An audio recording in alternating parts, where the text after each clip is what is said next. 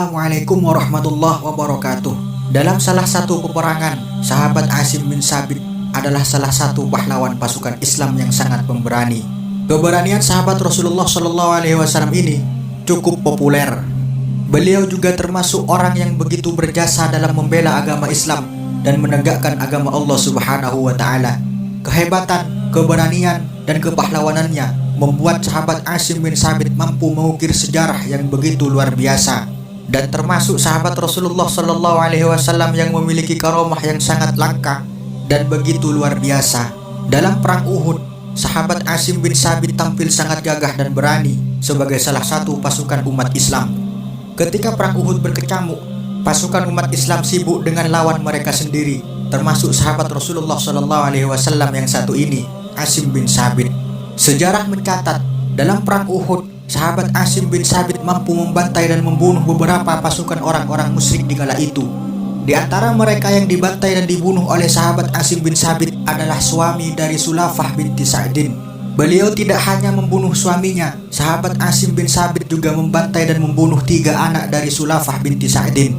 Ketika perang Uhud selesai, Sulafah pergi ke tempat terjadinya perang Uhud. Sampainya di sana, ia mencari suaminya dan 3 anaknya yang ikut andil dalam perang Uhud. Akan tetapi, mereka berada di pihak orang-orang musyrik karena mereka termasuk orang-orang musyrik.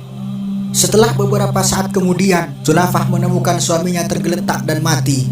Tubuhnya yang dingin dan kaku menunjukkan bahwa ia tewas dalam pertempuran. Melihat suaminya tewas, membuat Sulafah kaget dan terkejut. Lalu Sulafah membawa jasad suaminya itu dan melanjutkan pencariannya kembali. Sekarang yang ia cari adalah 3 anaknya itu, dan tak lama kemudian ia menemukan 3 anaknya itu dalam keadaan tidak bernyawa, kecuali hanya 1 anak yang masih hidup. Akan tetapi anak tersebut sudah sekarat dan nyawanya sudah berada di ujung tanduk kematian. Lalu Sulafah sebagai ibunya bertanya kepadanya, "Siapa yang membunuh kalian semua?" "Kami semua dibunuh oleh seorang laki-laki yang bernama Asim bin Sabit," jawab anak itu. Kemudian ia meninggal setelah menjawab pertanyaan ibunya itu. Melihat suaminya dan 3 anaknya mati dalam perang Uhud, Sulafah mengalami stres yang begitu luar biasa, dan dia hampir gila dikarenakan kematian suami dan 3 anaknya itu. Membuat ia menangis dan meratapi tentang kejadian tersebut.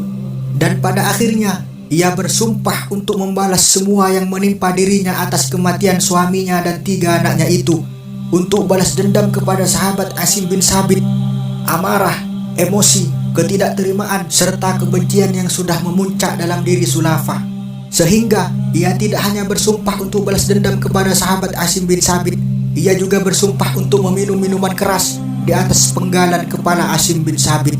Setelah ia bersumpah, Sulafah berdiri di tengah-tengah orang banyak dan mengadakan sayembara. Ia memberitahu kepada seluruh manusia bahwa ia akan memberikan 100 ekor unta bagi orang yang membawa kepala Asim bin Sabit kepadanya. Pada suatu hari, baginda Nabi Muhammad SAW mengutus sahabatnya untuk menuju ke sebuah tempat, dan baginda Nabi Muhammad SAW menjadikan sahabat Asim bin Sabit pemimpin daripada sahabat yang diutus oleh beliau. Singkat cerita, ketika sahabat utusan Rasulullah SAW yang dipimpin oleh sahabat Asim bin Sabit yang hanya berjumlah 10 orang saja sampai di sebuah tempat, tiba-tiba mereka dihadang oleh 100 laki-laki dari golongan orang-orang musyrik. Dan orang-orang musyrik itu mengepung utusan sahabat Rasulullah SAW. Terjadilah perdebatan di antara mereka, orang-orang musyrik dan para sahabat Nabi Muhammad SAW. Dan pada akhirnya sahabat Asim bin Sabit berkata kepada para sahabat, "Saya tidak akan pasrah, tunduk kepada mereka orang-orang kafir." Dan beliau juga berkata, "Ya Allah, kabarkanlah tentang keadaan kami kepada Nabi-Mu Muhammad SAW." Setelah terjadi percekcokan di antara 100 orang-orang musyrik dan 10 sahabat utusan Rasulullah SAW, hingga mereka orang-orang kafir melemparkan anak panah kepada para sahabat, dan orang-orang kafir dapat membunuh sahabat Asim bin Sabit. Di ujung akhir kehidupan sahabat Asim bin Sabit berkata, "Ya Allah, sesungguhnya aku telah melindungi, mempertahankan agamamu pada awal siang hari ini, maka jagalah jasadku ini di akhir siang nanti." Itulah yang diucapkan oleh sahabat Asim bin Sabit di detik-detik menjelang wafatnya beliau.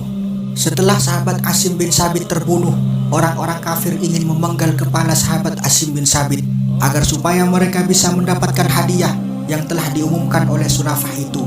Imbalan yang begitu besar, yaitu 100 ekor unta. Tanpa disangka, ketika orang-orang kafir ingin mendekati jasadnya, tiba-tiba datang beberapa gerombolan lebah tawon. Gerombolan lebah tawon tersebut menyengat orang-orang kafir yang ingin memenggal kepala sahabat Asim bin Sabit radhiyallahu an, hingga membuat mereka orang-orang kafir menjauh dari jasad sahabat Asim bin Sabit.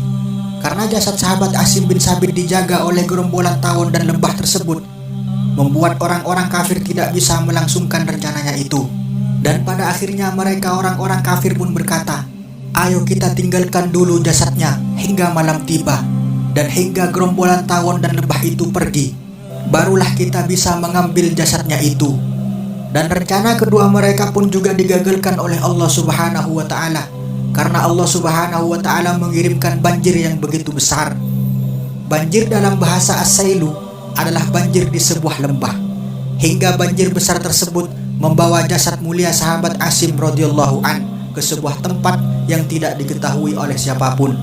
Dan juga Allah Subhanahu wa Ta'ala menjaga kepala sahabat Asim bin Sabit yang mulia itu dari orang kafir yang ingin meminum khamr di atas kepala beliau. Begitulah beliau menjaga agama Allah Subhanahu wa Ta'ala, lalu Allah juga menjaga jasadnya pula. Semoga di video kali ini kita semua bisa mengambil hikmah, mengambil pelajaran, dan juga bisa membuat kita semangat untuk menegakkan agama Allah Subhanahu wa Ta'ala. Semoga bermanfaat. Wallahu a'lam bishawab. Assalamualaikum warahmatullahi wabarakatuh.